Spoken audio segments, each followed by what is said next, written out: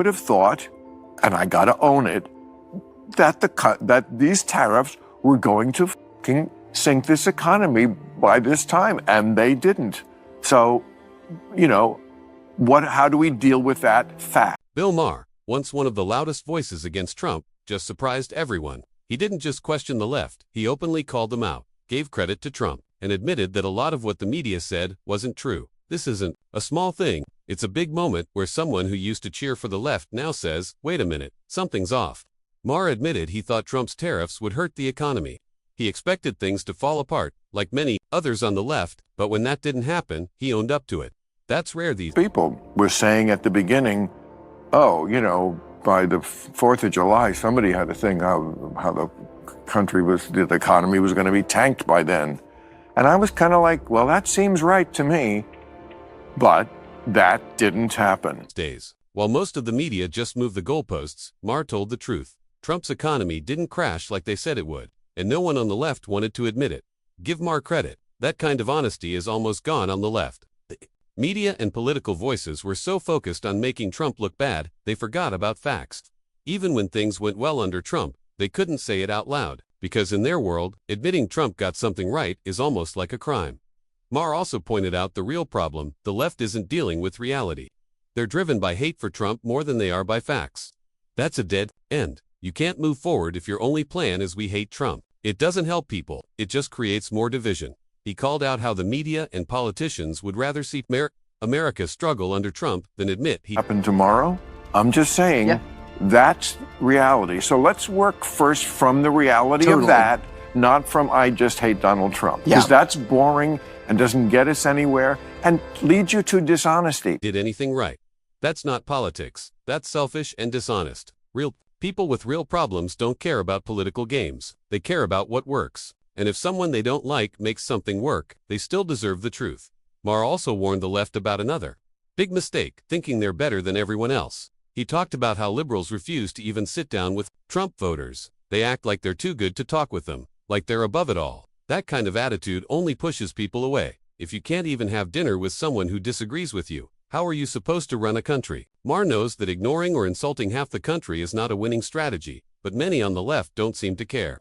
They don't want unity, they want control. And that smug attitude, that's what's driving people away from the left. The average American, not the Twitter crowd or the activist college. I don't know what his strategy is, but look, your shot doing nothing, not engaging, has zero chance. Mine, this guy, I'm telling you, I know this cat a lot better than I did before. He's a people person. He talks to people. You have to keep the lines open. The stupidest thing the left does, and this dinner is a perfect example of it, is having this attitude toward the right that we won't even break bread with you. We are so far above you that we won't even sit down at the same table. Student sees it and doesn't like it. Trump supporters aren't monsters. They're normal people with jobs, families, and worries.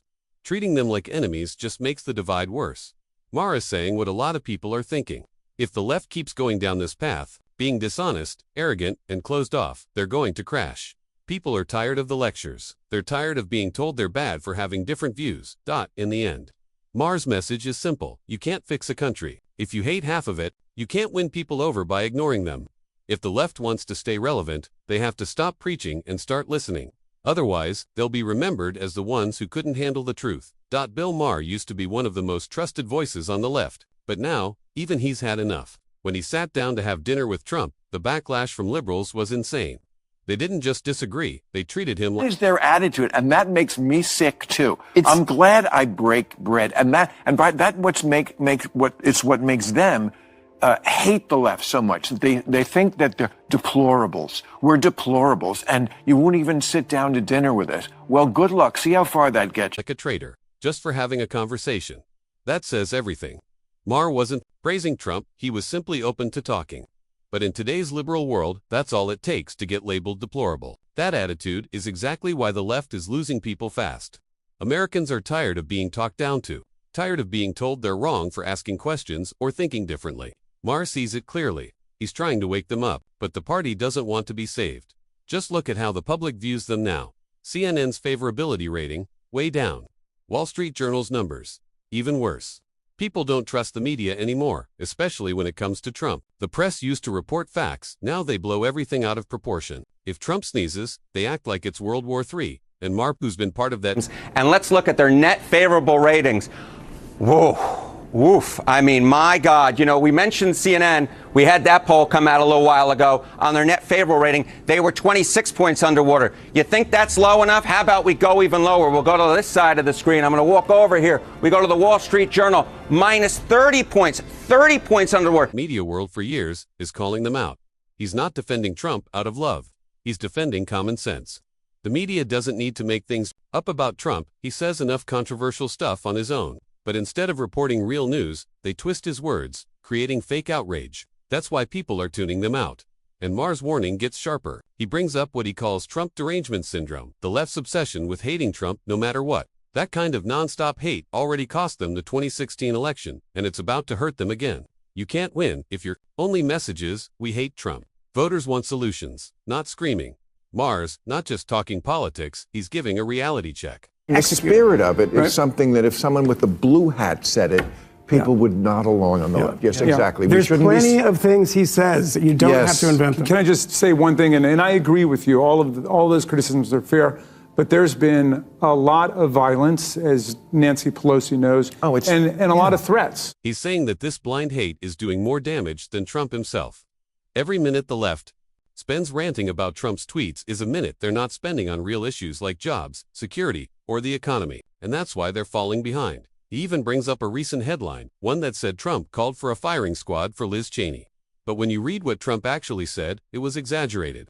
He mocked her for being a war hawk, saying maybe she should feel what it's like to be in a war zone. Harsh, yes, a death threat. Maher points out how the media twists stories like this, not to inform, but to inflame, and it's all connected. The Democrats aren't changing with the times. They're breaking down. Everything's about... You make of the statement, I woke up today to the headline that Trump had called for a firing squad for Liz Cheney. And this is what I really don't like about the media. No, he didn't. He did not. You don't have to move me to not like Donald Trump. He says more so than many I already, shitty things. Why do you have to do that? And by the way, if you don't realize it, well, here's what he said. He's criticizing him for being a war hawk. I mean, she is Dick Cheney's daughter.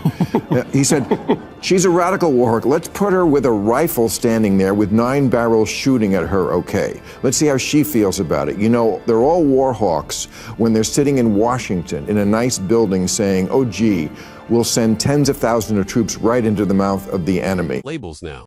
Pronouns and bios. Virtue signaling. Cancel culture. It's not real leadership. It's just a show, and voters are seeing right through it. Maher is done pretending. He's done playing along, and he's not alone. More and more people are realizing the left has become the very thing it used to fight against: intolerant, out of touch, and obsessed with controlling what people say and think. If they keep going down this path, they're not just going to lose elections, they're going to lose the country. People in tough situations aren't asking for rainbow flags or hashtags, they just want jobs, safety, and a little peace of mind. But the left seems too busy patting themselves on the back to notice everything falling apart beneath them. Maher is trying to sound the alarm, but it looks like no one on the left is listening. Polls show the lowest on record. These polls have records going all the way back since the early 1990s. And when it comes to the Democratic Party's net favorable rating in both the Wall Street Journal poll and the CNN poll, the Democratic Party is breaking records in the way, Jessica Dean, you don't want to break records. The Democratic Party's popularity is at an all-time low, the worst since the early 90s. That's not a glitch. It's a warning sign. Even people like Stephen Colbert are feeling it. Once a favorite in late-night TV, he got pushed out because his constant anti-Trump routine got old. His show became more about rants than laughs, and viewers stopped tuning in. Maher points to Colbert as an example of what happens when you make politics your whole personality.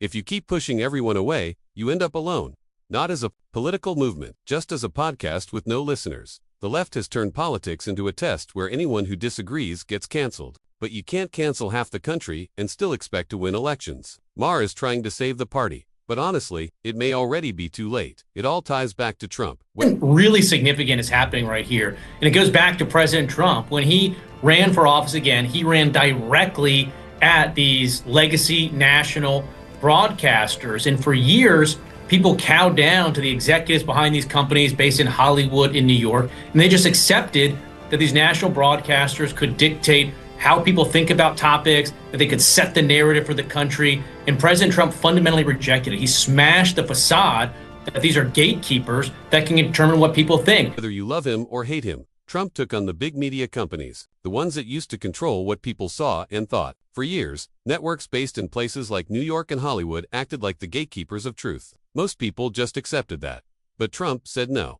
He called them out. He exposed the bias, the spin, the drama.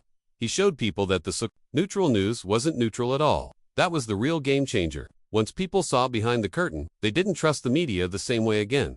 Maher doesn't love Trump's style, but he respects the impact. Trump didn't just build a political movement, he changed the media landscape. Suddenly, viewers stopped trusting the old networks and started looking. Everything that we're seeing right now flows from that decision by President Trump, and he's winning. I mean, look, PBS has been defunded. NPR has been defunded. CBS is committing to restoring fact-based journalism. And you see it, everything from, Joy Reid is gone at MSNBC. All these things aren't isolated pinpricks. They go back to this emperor has no clothes moment where President Trump stood up to these legacy media gatekeepers, and now their business models are falling apart. For truth elsewhere. Now we're seeing the results. Funding cuts to places like PBS and NPR. Joy Reid is gone from MSNBC. CBS is trying to get back to basic journalism. These aren't random events. They all connect back to that moment when Trump challenged the media's power and won. The big finish. The mainstream media isn't mainstream anymore. Regular people are turning to independent voices like Joe Rogan because they're tired of being told what to think. They want honesty, not drama. Real talk, not spin. And even someone like Bill Maher, a guy who built his career in the media, is saying it out loud. People don't trust CNN or MSNBC anymore, and they have every reason not to. Independent media is winning because it actually respects the audience, and that might be the clearest sign that everything is changing. Maher gets it now. Joe Rogan lives it. Meanwhile, the Democratic Party is still stuck in the past, trying to push old talking points in a world that's already moved on. The media war is over, and they lost. People are wide awake, and finally, so is Bill Maher. This is the same guy who used to mock conservatives every week, but now, he's the one hitting pause on the Democratic meltdown. He's not whispering.